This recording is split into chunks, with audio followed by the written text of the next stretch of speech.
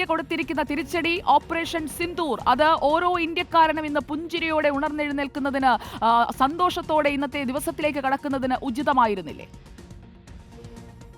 തീർച്ചയായിട്ടും സുജയ, അത് ആദ്യമായിട്ട് റിപ്പോർട്ടർ ടിവിയിൽ ഫസ്റ്റ് ഡേയിൽ ഡിസ്കഷനിലാണ് ഞാൻ പറഞ്ഞത്. അവര് എന്താണ്ട് നമ്മൾ ഉടനെ തിരിച്ചടിക്കുന്നില്ല എന്ന് പറഞ്ഞപ്പോൾ ഞാൻ ഒറ്റ ഡയലോഗ് പറഞ്ഞുള്ളൂ: തേരവിക്ക് ശേഷം ദീപാവലി.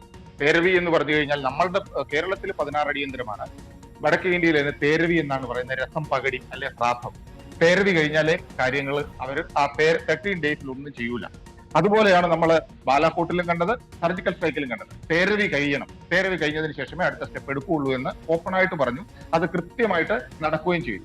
അത് പറയാനുള്ള ഒരു കാരണം, പ്രധാനമന്ത്രി നരേന്ദ്രമോദിയെ ഈ ആക്ഷൻ കഴിഞ്ഞ് 4 ദിവസം കഴിഞ്ഞ് മോഹൻ ഭാഗവത് പോയി കണ്ടു. അപ്പോൾ തന്നെ എനിക്ക് ഉറപ്പുണ്ടായിരുന്നു ഇത് ആ രീതിയിൽ എൻഡ് ചെയ്യൂ എന്നുള്ള കാര്യം. ഇനിയും കാര്യത്തിലോട്ട് വരുന്നത്, പറഞ്ഞല്ലോ മോക്ക് ഡ്രില്ല്. ഈ മോക്ക് ഡ്രില്ല് എന്നാണ് ഡോക്ടർ അരുണ ഡിക്ലെയർ ചെയ്തത്? മോക്ക് ഡ്രിൽ ഡിക്ലെയർ ചെയ്ത് ഇന്നലെ. ടെററിസ്ഥാനിൽ എല്ലാവരും ഇപ്പോൾ തന്നെ അറ്റാക്ക് ചെയ്യുമെന്നുള്ള രീതിയിൽ ആകാംക്ഷഭരിതമായി സ്റ്റാൻഡ് 2-വിൽ നിൽക്കുകയാണ്, ഓൺ ടോസ്. അപ്പോഴാണ് ഇന്ത്യ ഗവൺമെന്റ് പറയുന്നത് മോക്ക് ഡ്രിൽ ഇന്നത്തേക്കാണ്. ഇന്ന് മോക്ക് ഡ്രില്ലാണെന്ന് പറഞ്ഞു കഴിഞ്ഞാൽ തീർച്ചയായിട്ടും ടെററിസ്ഥാനിലുള്ളവർക്ക് ആശ്വസിക്കാം. ഈ നാളെയാണ് അവിടെ റിഹേഴ്സൽ കഴിഞ്ഞേ മെയിൻ പ്രോഗ്രാം ഉള്ളൂ. അതുകൊണ്ട് സാവകാശം ഒന്ന് റെസ്റ്റ് ചെയ്യാമെന്ന് വിചാരിച്ചു കാണും. ഇതാണ് ഡിഫൻസ് ഫോഴ്സസിന്റെ സർപ്രൈസ്. ഈ സർപ്രൈസ് ആണ് നമ്മൾ കൊടുത്തത്. അവർ പ്രതീക്ഷിക്കാത്തടത്ത്, അതായത് strike where the enemy is least expected, അവിടെയാണ് നമ്മുടെ അൾട്ടിമേറ്റ് വിക്ടറി എന്ന് പറയുന്നത്. ഒന്ന്. രണ്ടാമത്, എയർഫോഴ്സിന്റെ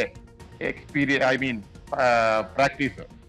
യമുന എക്സ്പ്രസ് വേയിൽ നമ്മൾ പ്രാക്ടീസ് നടത്തി. അത് കഴിഞ്ഞതിന് ശേഷം വളരെ പതുക്കെ അഭ്യാസം, ബോർഡറിലേക്ക് പരിശീലന പറക്കം. അവരെ ഒന്ന് ഡിസീവ് ചെയ്യുന്നതിന് വേണ്ടിയിട്ട് ആ രീതിയിൽ ഒരു അഭ്യാസം നടത്തി. അവസാനം ഒരു അഭ്യാസം ഫൈനലാക്കി അങ്ങ് കൊടുത്തു.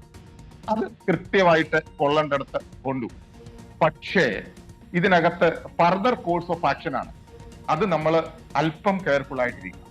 കാര്യം, ഈ മുരുക്ക എന്ന് പറയുന്ന സ്ഥലം അവർ ഒരിക്കലും പ്രതീക്ഷിച്ചില്ല. അവരുടെ പ്രതീക്ഷയും ഒക്കുപ്പൈഡ് കാശ്മീരിലെ പ്ലേസസ് ആണ്, അത് അവർ പ്രതീക്ഷിച്ചതുമാണ്. നമ്മൾ അങ്ങനെ ചെയ്യൂന്ന് അവർ 100% ഉണ്ടായിരുന്നു. അപ്പോഴും നമ്മൾ പറയുന്നുണ്ടായിരുന്നു ഡീപ്പ് സ്റ്റേറ്റ് ടാർഗറ്റ് സെലക്ട് ചെയ്ത് സ്ട്രൈക്ക് ചെയ്യണം.